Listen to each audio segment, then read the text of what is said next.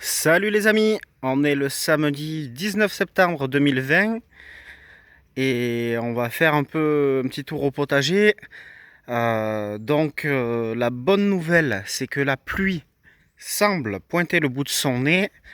Ça fait longtemps que je l'espère ici en Ardèche, puisque il n'a pas plu une seule goutte au mois de septembre, et puis cet été il a vraiment pas fait des grosses précipitations.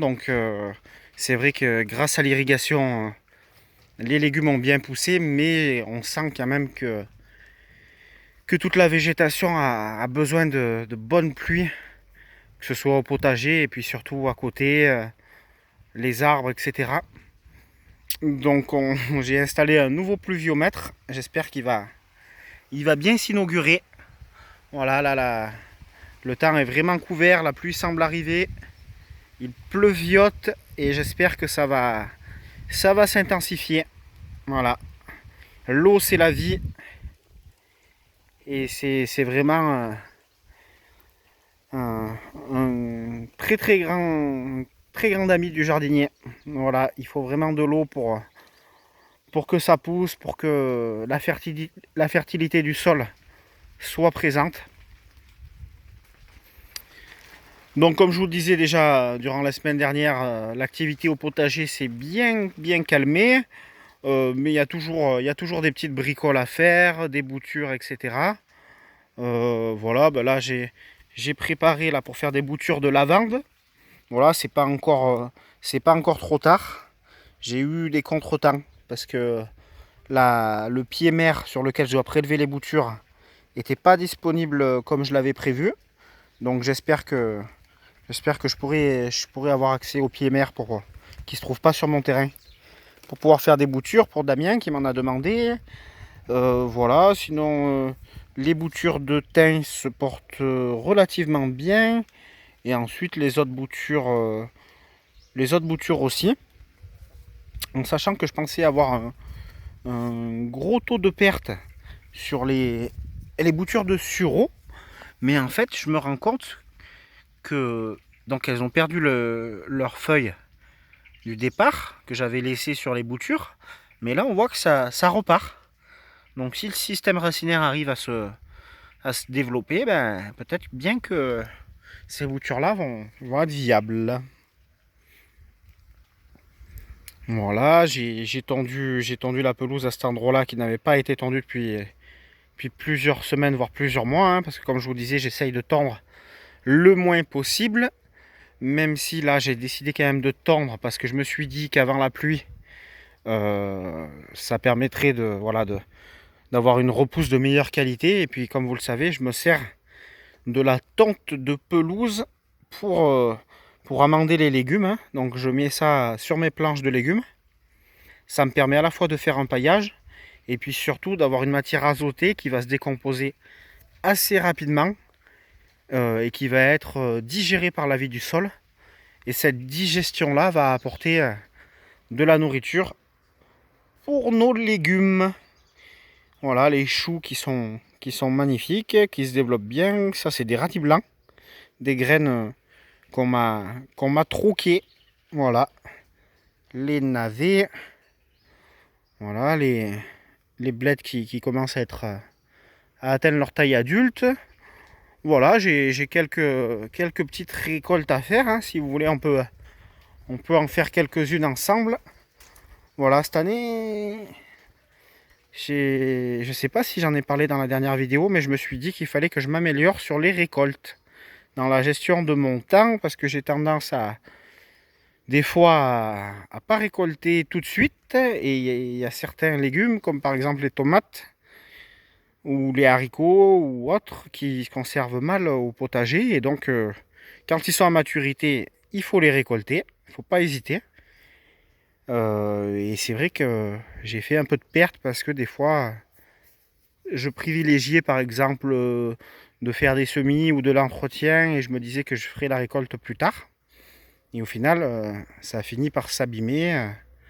Et c'est pas une excellente méthode. Là, je vois que j'ai des courges qui qui sont prêtes à ramasser. Là, quand on voit comme ça que le... Ici, quand on voit que ça jaunit là, ben, je pense que c'est largement récoltable puisqu'on voit que la couleur est bien... C'est bien foncé. Donc ça, c'est la couleur de la taille adulte de l'individu. Donc je pense que lui, on va pouvoir le récolter. Hop. Je vais le mettre là en attendant. Voilà, idem pour ces trois. Alors il y en a qui sont carrément coincés dans le grillage de clôture. Hop. Là on voit que c'est bien jaune. Hop. Donc je vais pouvoir le récolter aussi.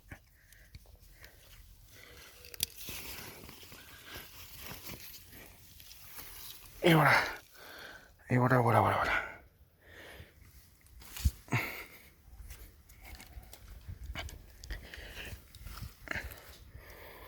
Hop, on va avancer un petit peu par là. Les repiquages de salade qui repartent bien. Les œillets d'Inde qui repartent aussi.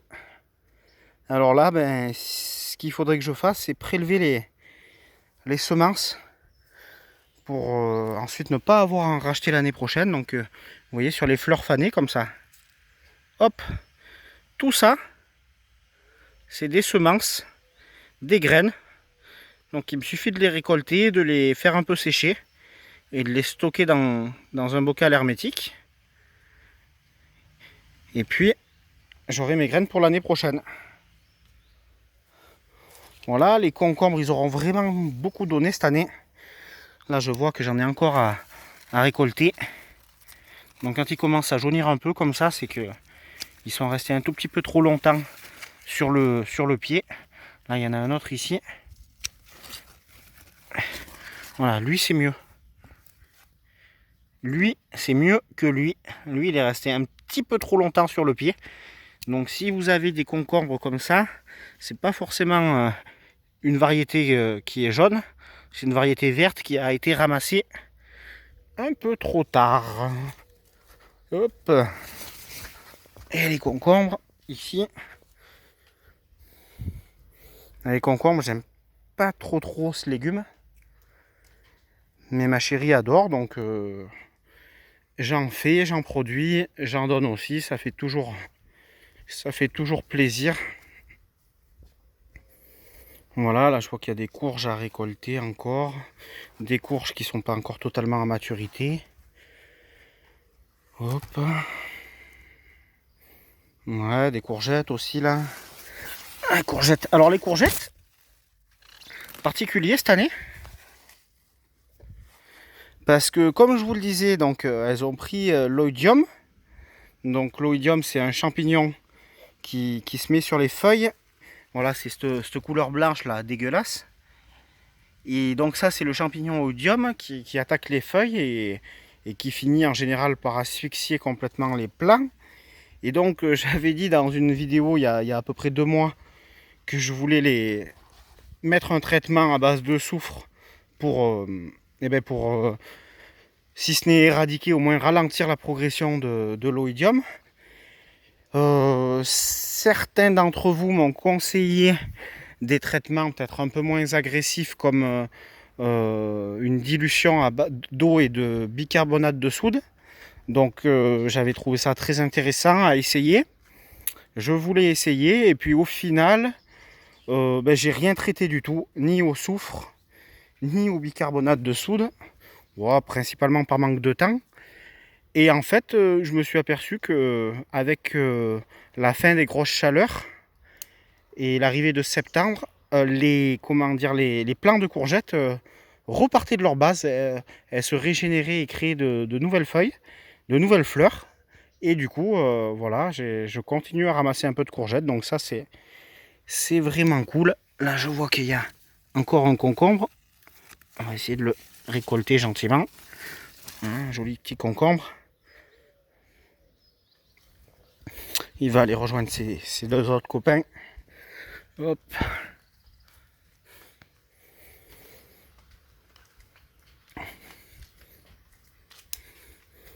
Et donc voilà, la périlla qui continue à illuminer le jardin de sa belle couleur pourpre. Et là on voit le développement des petites fleurs, je pense, et bientôt ensuite des graines.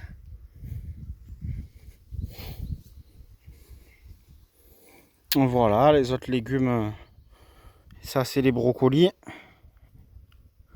Donc là, ils n'ont pas commencé encore à former les pommes. Hein.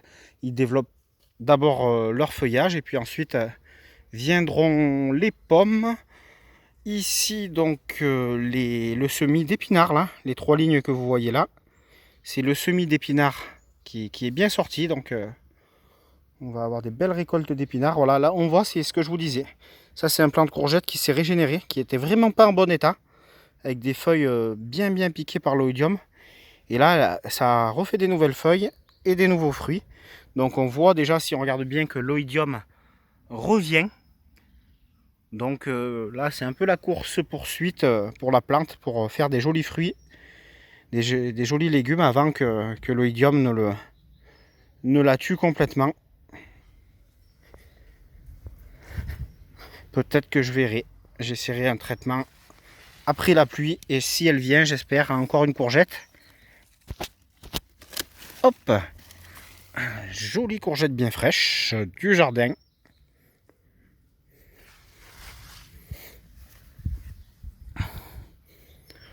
Hop, là on voit les haricots qui sont encore en production. Donc j'en ai ramassé 2,5 kg. Mais bon, ça fait une grosse quantité, mais parce que j'étais un peu en retard dans ma récolte de haricots. J'aurais dû les ramasser une semaine avant. Du coup, il y en avait qui étaient énormes. D'où le poids important sur cette ramasse là. Et sinon voilà, bon, les poireaux ont un peu du mal, ils sont étouffés par les choux. Donc là j'ai peut-être un peu été trop gourmand dans l'optimisation de l'espace. J'ai trop serré, les choux sont bien développés, ils prennent le dessus sur les poireaux. Donc la production de poireaux sur cette planche là devrait pas être énorme. Voilà, les hippomées qui n'en finissent plus de grandir. Et donc là, les fleurs se referment un peu en journée. Mais le matin, je peux vous garantir que c'est absolument merveilleux. C'est vraiment une avalanche de couleurs.